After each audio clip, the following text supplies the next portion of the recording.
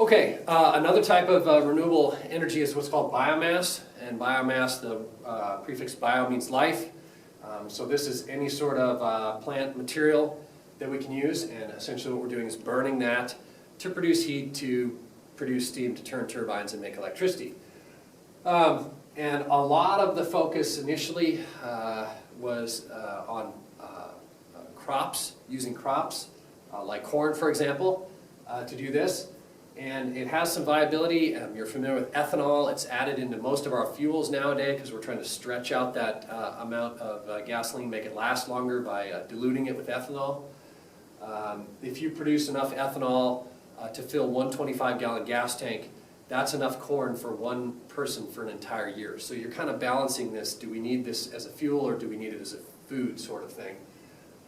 What's great about this is we're taking this plant material that's absorbing CO2 and then we're burning it, so it's like a even balance, right?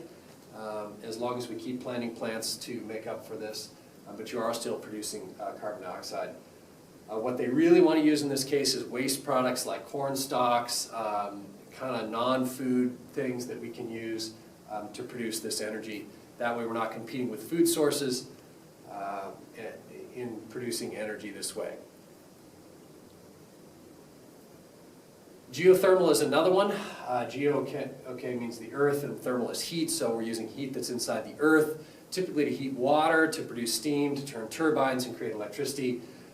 It's something that they use in Iceland quite a bit, in Russia, and various places. If you have a heat pump in your house, you're doing essentially the same thing, saving some energy that way. There's no CO2 emitted. One of the problems that we run into this is there's very limited locations where we can do large-scale operations with this that haven't already been done, so it's not something we just say, oh, let's all do geothermal. It's not going to work out that way. But we can make electricity, we can produce heat with it, and it is completely clean, no CO2 emissions. So these are two other ways that we can produce energy in a renewable fashion.